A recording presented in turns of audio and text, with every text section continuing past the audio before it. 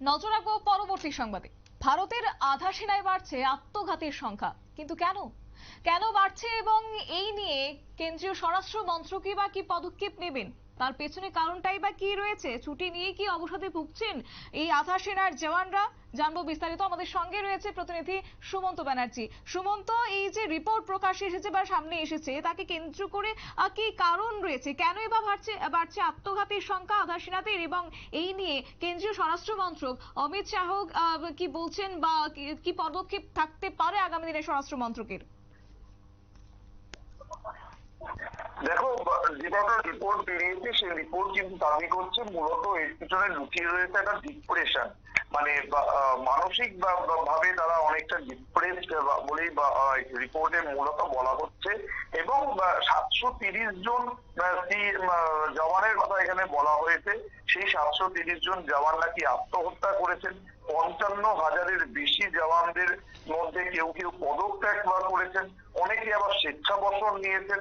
এবং স্বরাষ্ট্র মন্ত্রকের এই যে রিপোর্ট, সেখানে উল্লেখ করা হয়েছে যে আত্মহত্যার কারণ মূলত দেখানো হয়েছে ব্যক্তিগত, যদিও কাজের চাপের বিষয়টি কিন্তু গুরুত্ব পেয়েছে। এবং যেটা বলা হচ্ছে যে এই আত্মঘাতী জওয়ানদের 80% তারা কিন্তু বাড়ি থেকে বা অন্য কোথাও থেকে, যেখানে একটা ছুটি থেকে তারা ফিরছে, তারপরেই কিন্তু এই পরিমাণটা বেড়েছে।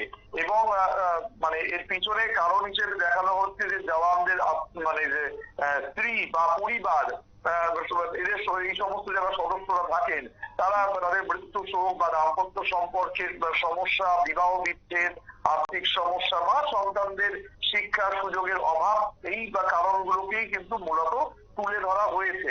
পাশাপাশি এও জানানো হয়েছে যে এইসব সমস্যা থেকে উদ্ধার পেতে জওয়ানরা যাতে পরিবারের সঙ্গে আরো বেশি করে সময় কাটাতে পারেন তা নিশ্চিত করার একটা ভাবনা চিন্তা করছে মন্ত্রক। এবং এই প্রক্রিয়া ইতিমধ্যে শুরুও হয়ে গিয়েছে, এবং যে কারণে চলতি বছর প্রায় 43,000 জওয়ানকে কিছুদিনের জন্য ছুটিতেও পাঠানো হয়েছিল। এবং রাজ্যসভায় কেন্দ্রীয় স্বরাষ্ট্র প্রতিমন্ত্রী নিত্যানন্দ রায় জানিয়েছিলেন যে চলতি বছরের অক্টোবর পর্যন্ত 6,302 জন জওয়ান তাদের পরিবারের সঙ্গে 100 দিন কাটিয়েছেন। 2023 এবং 22 সালের যে সংখ্যাটা ছিল